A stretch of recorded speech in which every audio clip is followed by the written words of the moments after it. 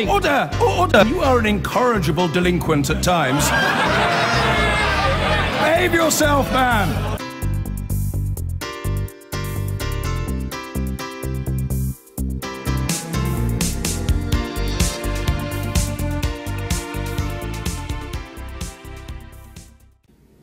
UKIP's candidate for the upcoming by-election in Stoke-on-Trent Central will be the party's leader, Paul Nuttall.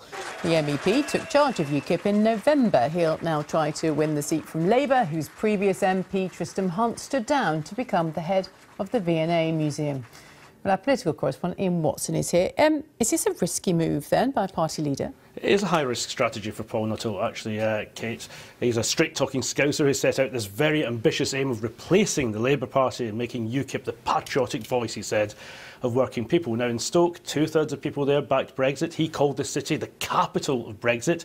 If he fails to beat Labour there, it could damage his leadership very early on, though we should say, of course, his predecessor, Nigel Farage, survived various failed attempts to get into Parliament. If he wins, of course, he strikes a body blow at Jeremy Corbyn, and the Labour leader himself was out campaigning ahead of another by-election in Copeland in Cumbria today. It's a Labour seat, but people there saying, local campaigners are saying that more and more of their voters seem to be undecided this time. So I think the by-elections represent high stakes for at least two of our opposition leaders. OK, thank you very much.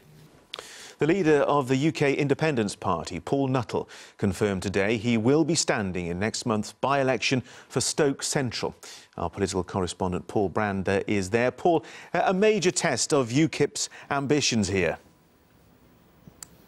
Yeah, absolutely. Paul Nuttall's only been leading his party for 2 months, and the big question now is, can he lead it all the way to Westminster? He clearly thinks that Stoke-on-Trent is his best chance of doing that, announcing at this hotel this morning that he will be the candidate in this by-election, a by-election sparked by the resignation of the Labour MP Tristram Hunt last week. Two-thirds of voters here back Brexit. UKIP came second in the general election, so you've got to wonder, if they can't win here, where can they win? And Paul Nuttall was doing his best this morning to kind of eat into this Labour heartland, borrowing some of that rhetoric from across the Atlantic to argue that voters feel betrayed.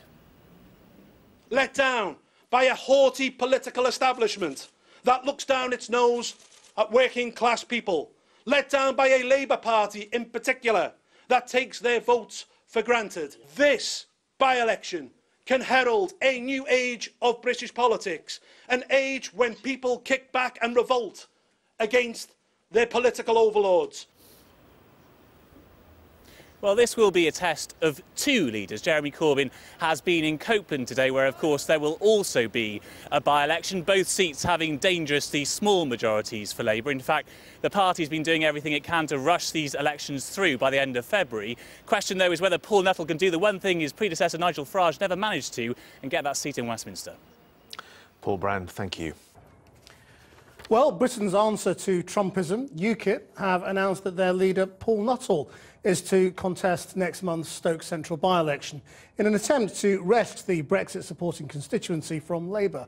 The announcement came as reports emerged that polling in another Labour seat up for election next month, Copeland in Cumbria, suggests that it could be captured by the Conservatives, threatening a double blow to Labour. Paul McNamara reports. Ladies and gentlemen, our candidate for the Stoke by-election and our leader, Paul Nuttall.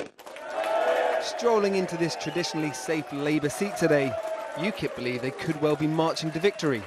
Labour may have won every election here since 1950, but UKIP have reason to be optimistic. In the referendum last year, just about 70% of voters from Stoke voted to leave the European Union. This was the highest vote share for leave in any city in the United Kingdom. That makes Stoke the capital of Brexit.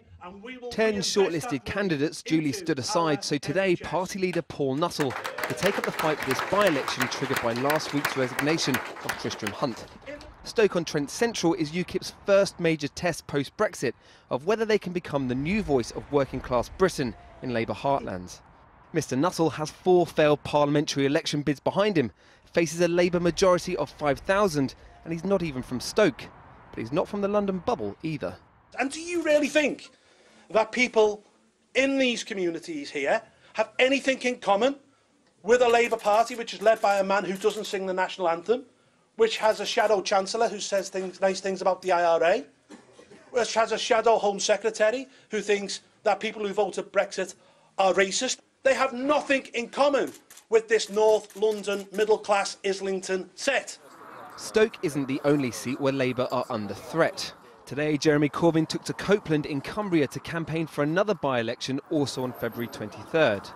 And this is their candidate, former hospital doctor Gillian Troughton. The NHS central to their campaign strategy. We don't choose the NHS as a campaigning day because it's in our comfort zone, as somebody accused me of doing. We choose it because it is us. It's our very DNA as a party. I look forward to this election campaign. I look forward to her being elected, because on the 24th, a Labour MP elected for Copeland will be such a blow in favour of the kind of society we want. He may want to talk about the NHS. How much people will want to listen, though, to anti-nuclear Jeremy Corbyn in an area so reliant on jobs at Sellafield nuclear power plant is up for debate. With some polls suggesting the Conservatives could win here, an already beleaguered Labour leader could soon find his party 2 MPs weaker. Marine Le Pen has said that Brexit is creating a domino effect of rising nationalism across the world. The French National Front leader was speaking at a meeting in Germany of far-right leaders from across Europe. Others attending included Geert Wilders from the Netherlands and Germany's Frauke Petry.